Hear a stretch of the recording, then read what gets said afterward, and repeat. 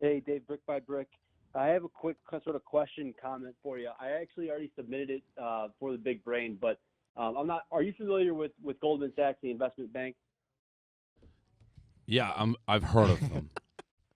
Okay, so the reason I ask, it seems like a dumb question, is that Well, I don't know what you're about to say.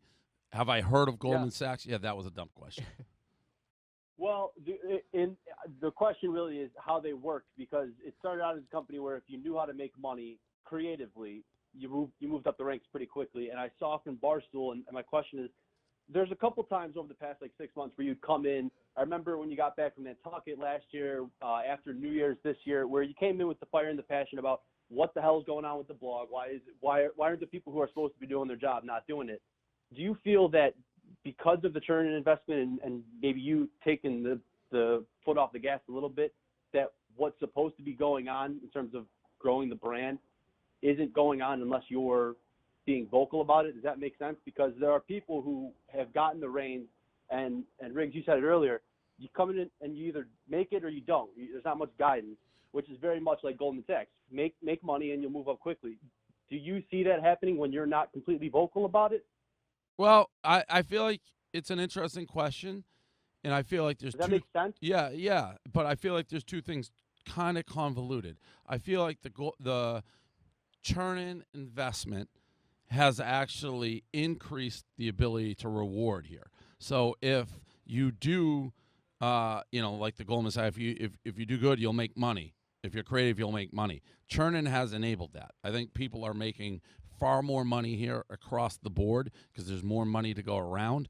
And frankly, it's a lot easier to pay when it's like not directly my money. No, Dave, but is there a desire to want to make more money? Do you see people with the churn investment wanting to go out and do something new for Barstool in order to move up? Yes. Like very similar to like a Caleb. Yes. I feel like that. Okay. I feel like I don't. I wish there was more fire out of you with this stuff, because I read the blog every day, and there's just certain shit it seems like not getting done, that there's not a level of ingenuity or creativity or new shit coming out.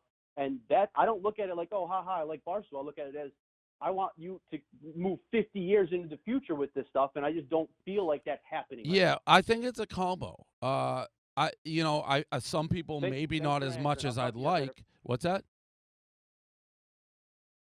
Did he say I'll hang up and listen? I think some people not as much as I like, but others when they do. One thing also that I should say, people always with anything, but Barstool for sure, make exaggerations on what is going on here. Like I've probably been the same. I mean, obviously, I think when I'm here and I confront people or I say things, then it lights a little bit of a fire. But since the churning group, and there's two things. People, you'll hear, oh, you're only this, you're only that. Like we were successful before, the churning group. That's why we sold it. But since the churning group, PMT didn't exist before the churning group. A lot of the Caleb and Rome weren't here doing stuff before the churning group. We have like the biggest podcast network, or one of them, in the country, and people are going to say, well, you have one. No, we actually have a bunch. If it was just one, we wouldn't even be close. The Call Her Daddy girls, while brand new, wild success. Chicks in the Office, very successful. Riggs and his golf brand, very successful. Spitting Chicklets, one of by far the biggest hockey podcast there is, one of the biggest sports podcasts there is, wildly successful. I'll get people be like, oh, McAfee's gone, you guys are dead. It's like, what are you talking about? McAfee was here for a year. We've got the entire Sirius channel. We've got the Barstool Travel Show just came out, which is incredibly creative. It's like we've done so much. Now, people get mad. Not everybody has found their niche, but there are stars. Francis is wildly successful. Donnie. There's a ton of stuff. The pizza reviews I was not doing and wouldn't be doing if I was in Chicago. Pizza reviews get 1.5 million views a day. 1.5 million. Clockwork every single day. 1.5 million people are watching that. It's how people know. Ask Frankie. Anywhere we go. Anywhere. It's incessant pizza. There's 1 million new things that have started all post-churning.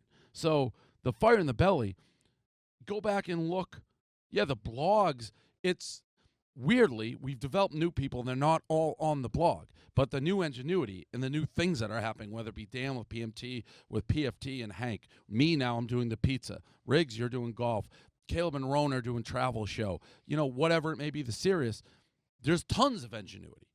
It's just you're not getting maybe the direct blogs because people are doing other things. Where you get the new wave to do that, no doubt. But to say the fire and the ingenuity is gone, well, look at what we've done in the last 3 years. We've grown from roughly a $10 or $12 million company to a $100 million company. We've gone from 12 people that we had for like a decade to like a 150-person company.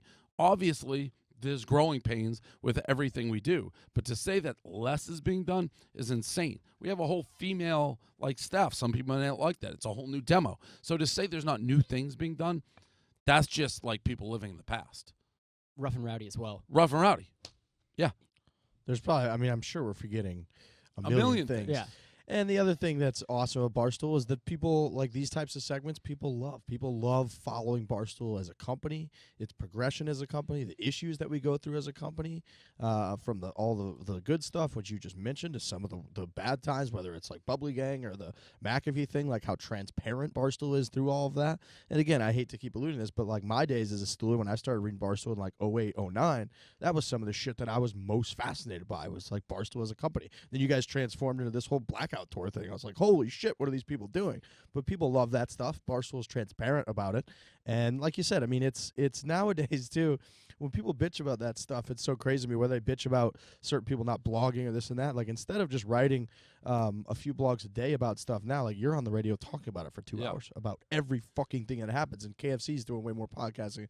Everybody's just doing more. We've got more people. So I agree. It's like, that criticism, or whatever you want to call it, that there's not like ingenuity, there's not fire, it just doesn't make sense. And I can also promise you this, for the people, churn and ruin the company, this, that, there's very few companies, very few. And at times you butt heads and you have your issues, but Dan, myself, Keith, Kevin have been together now what seemingly is like forever.